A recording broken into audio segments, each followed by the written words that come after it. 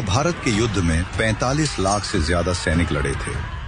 हर दिन हजारों सैनिक मरते थे, लेकिन रसोइये को पहले ही कैसे पता चल जाता था कि आज कितने लोग मरेंगे ताकि खाना बर्बाद न हो।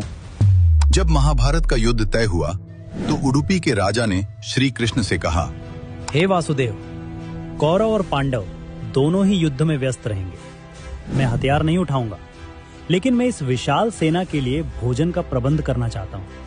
कृष्ण ने उन्हें अनुमति दे दी। युद्ध शुरू हुआ। पहले दिन भारी संख्या में सैनिक मरे, दूसरे दिन उससे भी ज्यादा। लेकिन हैरान करने वाली बात यह थी कि उडुपी नरेश जो खाना बनाते थे वो न तो एक दाना कम पड़ता था और न ही एक दाना बचता था। युधिष्ठिर हैरान थे।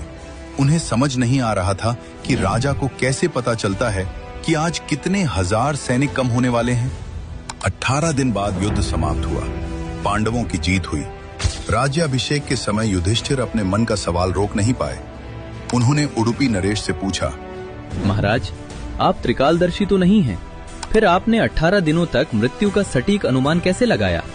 खाने का यह सटीक गणित आपने कैसे किया?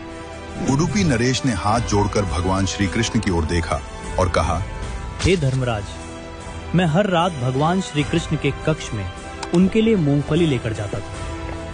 श्री कृष्ण को मूंगफली बहुत पसंद थी। मैं मूंगफली का कटोरा गिनकर उन्हें देता था। भगवान जितनी मूंगफली खाते थे मैं उसे ध्यान से गिन लेता था। राजा ने आगे समझाया, श्री कृष्ण का एक ही संकेत था, एक मूंगफली बराबर 1000 सैनिक। अगर श्री कृष्ण रात को 50 मूंगफली खाते थे तो मैं समझ जाता था कि कल युद्ध में 50,000 सैनिक मारे जाएंगे। अगर वो 20 मूंगफली खाते तो मतलब 20,000 सैनिक मरेंगे। मैं अगले दिन सुबह ठीक उतने हजार लोगों का खाना कम बनाता था। भगवान को पहले ही पता होता था कि कल विध्वंस कितना बड़ा होगा। ये सुनकर युधिष्ठिर और पूरी सभा नतमस्तक हो गई। उन्हें समझ आ गया कि यह युद्ध अर्जुन के गांडीव या भीम की गदा से नहीं, बल्कि श्री कृष्ण की इच्छा से चल रहा था। आज भी कर्नाटक का उडुपी शहर अपने स्वादिष्ट भोजन और मैनेजमेंट के लिए पूरी दुनिया में प्रसिद्ध है, जिसकी नींव महाभारत के उसी राजा ने रखी थी।